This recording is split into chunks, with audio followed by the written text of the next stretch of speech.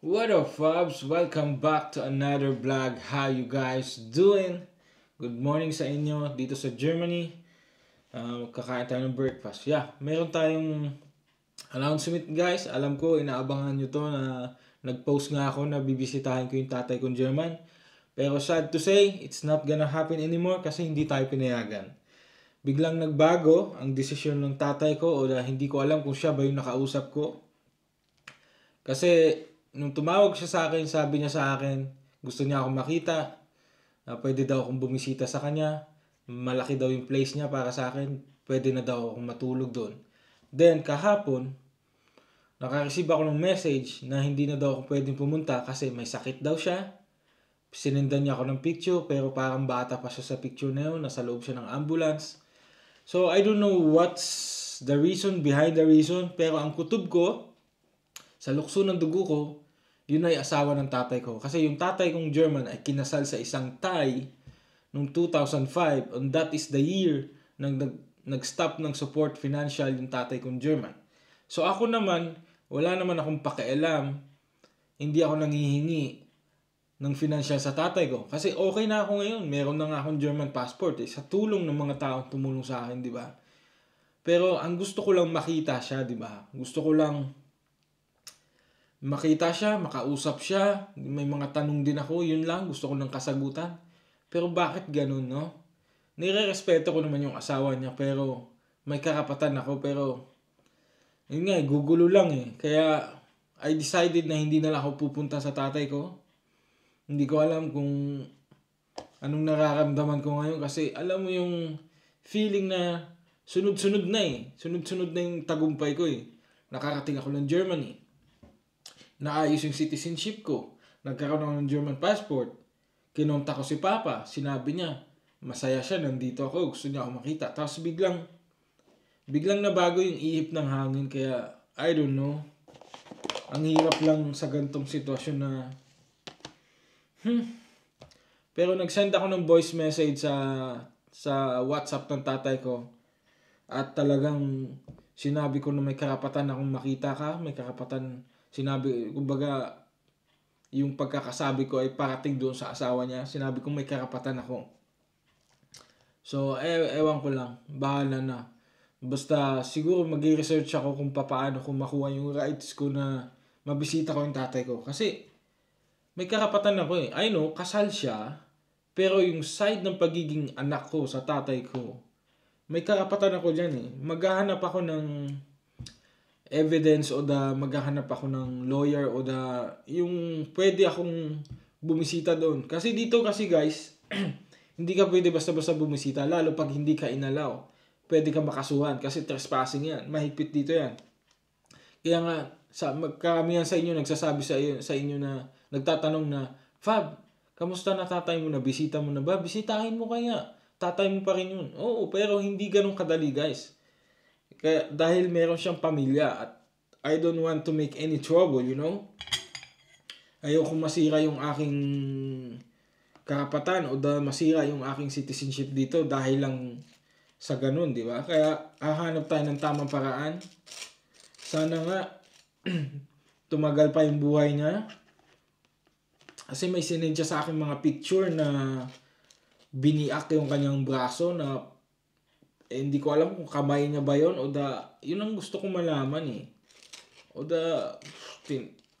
hindi niya pinapaalam sa asawa niya, di ba? Kaya, alam mo, ako yung anak, ako yung gumagawa ng paraan para makita yung tatay ko. Pero kung ganyan din lang, nakakapagod na no? Di ko alam. Alam ko, tatay ko pa rin yun, pero kung ganyan din lang na mapapagod ako, aasa ako, di ba? So, hindi ko alam. Ayoko magsalita ng tapos pero yun yung loob-loob ko no?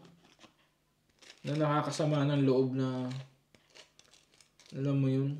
Ang dami niyang pagkukulang sa akin pero hindi ko naman hinahangad na maibalik yun. Gusto ko lang siya makita.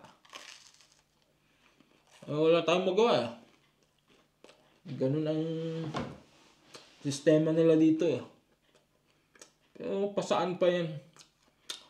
Nakapaghintay nga ako ng 27 years makabalik ng Germany. Di ba? Hindi naman ako naghahangad ng mana o ng pera na makukuha, pero deserve ko din yun eh. Kasi for 27 years, hindi ko siya nakita, hindi niya ako sinuportahan, di ba? Nag-send pa nga siya sa akin ng picture ng kapatid ko eh, na half Thai, half German eh. May similarity din kami sa face. Pero mas malakas ang dugong Thai sa kanya. Anyway, this coming September, mag-i-start na yung Ausbildung ko. Yung aking school at work. Als Pflegekrafthelfer, so assistant nurse para sa mga matatanda, caregiver sa atin sa Pilipinas. Kasi this moment na to, this coming days, gusto ko talagang sulitin. And then, pagdating ng September, mag-aaral na ako para makafocus na talaga ako. Pero yun nga, wala tayong magawa. Biglang nagbago, hindi na daw ako pwedeng bumisita, may sakit daw siya. Yung maintindihan kung may sakit, bakit, di ba? Ano namang dahilan nyo, may sakit ka lang. Alam ko ang nasa likod dito yung asawa niyang Thai eh. Diba? Wala tayong magawa. Kailangan natin respetuhin yun. Kasi ako naman in the first place, nung na-receive ko na yung aking German passport, sabi ko sulatan ko si Papa. Then kung ano magiging response niya, o kung ano yung magiging, kung sasagot ba siya, hindi, tatanggapin ko. Sumagot siya. Sinabi niyang pwede akong pumunta. Tapos kinabukasan, hindi na daw pwede. Doon na nakakagigil, no?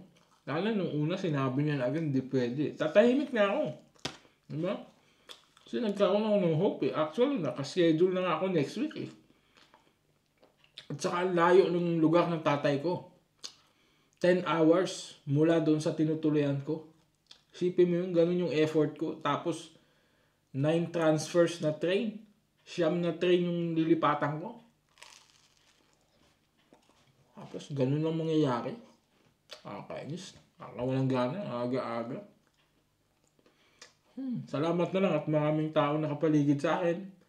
Maraming nag-a-advise. Maraming nagpapalakas ng loob. Kasi wala eh. Yung bugso ng damdamin ko, ikakapahamak ko, kaya kailangan kong kalimutan muna. Bihira talaga.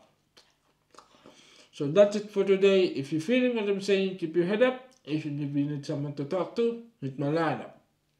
See you guys in another vlog.